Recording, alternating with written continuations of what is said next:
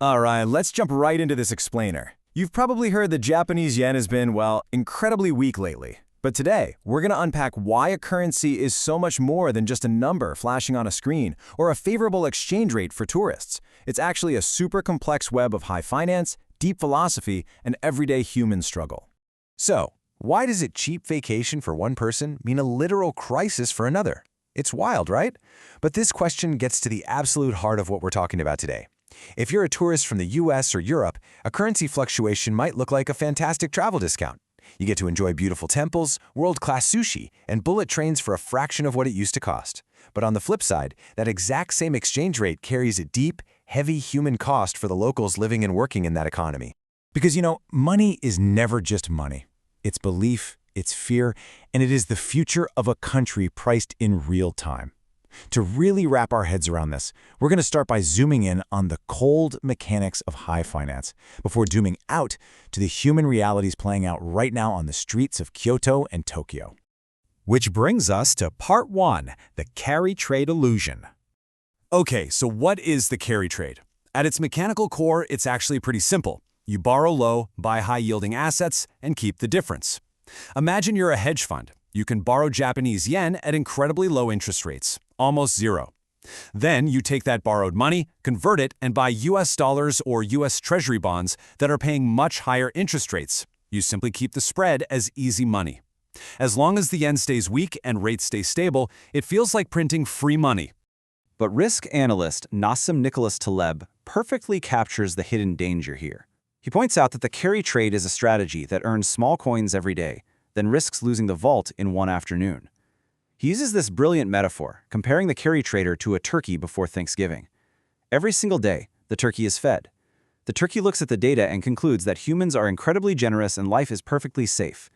The risk models look great, the daily profits just keep rolling in, until suddenly, Thanksgiving arrives. A catastrophic shock hits the currency market, and years of those small daily gains are wiped out in an afternoon when everyone rushes for the exit at the exact same time. And that leads us right to a powerful thought from legendary early 20th century trader Jesse Livermore.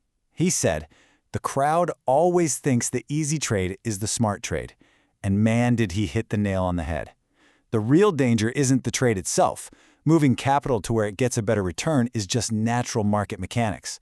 The true danger is the massive, crowded leverage that builds up silently right before the trade collapses. The market lulls people to sleep, investors borrow more, and the invisible structure becomes incredibly fragile. All right, let's move into Part 2, the price of trust.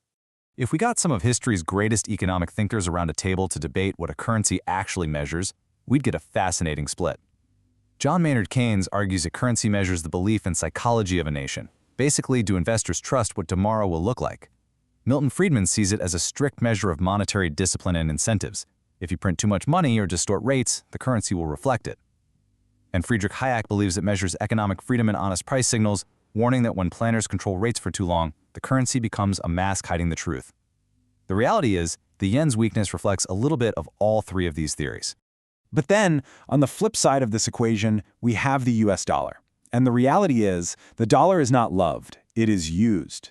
Former Fed chairs Alan Greenspan and Ben Bernanke would note that the US dollar remains incredibly dominant despite America's own massive debt problems and political friction. Why?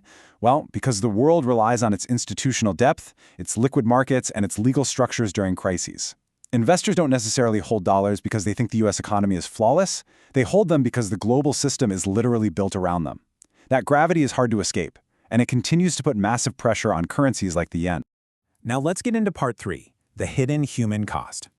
The late storyteller Anthony Bourdain would urge us to look closely at this dynamic. It's a tale of two realities. On one side, you have the tourist reality, cheap ramen, affordable luxury hotels, and easy spending. But on the other side, you have the locals' reality, rising fuel costs, expensive groceries, and the silent strain of imported inflation. A weak currency means every barrel of oil and every ton of imported wheat costs more in yen. The tourist's bargain relies on a fragile system where local shopkeepers, servers, and families have to absorb the painful pressure of these rising daily costs. Novelist Haruki Murakami captures this tension just beautifully. He says, "A weak yen is like a mirror in rain. It shows something true, but the image is distorted. It's like two completely different realities passing each other on the street without speaking. You have the magical vacation felt by a foreigner walking under the neon lights, and it passes right alongside a local's lonely Tuesday night spent worrying about utility bills and whether their wages will ever catch up to the cost of eggs and bread.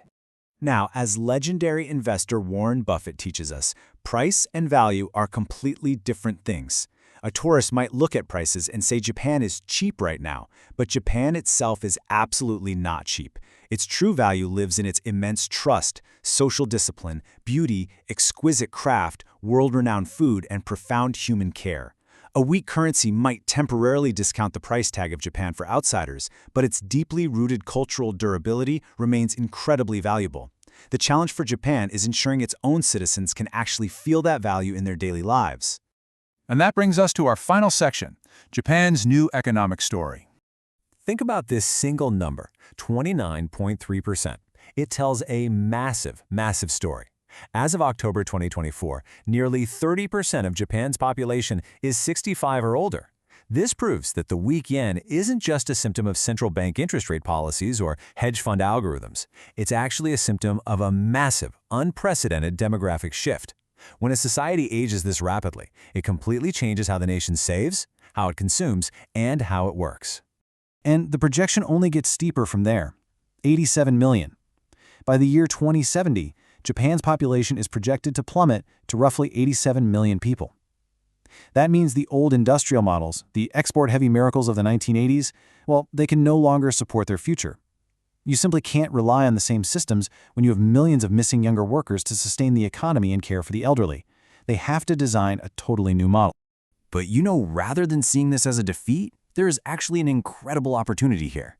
Tech visionary Masayoshi Son believes Japan shouldn't fear this demographic cliff, but rather become the world's laboratory. They are focusing on developing AI caregivers and robotics, expanding remote medicine, and designing new, dignified forms of work for older adults. Think about it. Every advanced nation in the world is going to age eventually. Japan is just getting there first. If they can build a successful super-aging prototype using technology and human care, they won't just solve their own crisis. They'll export these technological solutions globally. This brings up a truly vital moral question, originally posed by the late business leader Kazuo Ueda. Are we creating a society where the next generation wants to live, work, marry, create, and dream? Escaping this currency crisis isn't just about the Bank of Japan tweaking interest rates by 0.25%. It's about rebuilding national confidence. It's about ensuring wages rise and protecting the human heart of the economy so that the youth feel hopeful about their future. So I want to leave you with a provocative thought to chew on. Will Japan be remembered merely as an affordable destination for tourists holding strong dollars, or a future-shaping nation that solved the greatest demographic puzzle of the 21st century? A weak yen is a painful warning bell right now for sure, but sometimes a warning bell is exactly the catalyst a nation needs to wake up, innovate, and write an inspiring new chapter. Thanks for joining me for this explainer, and definitely keep these ideas in mind the next time you see currency rates flash across your screen.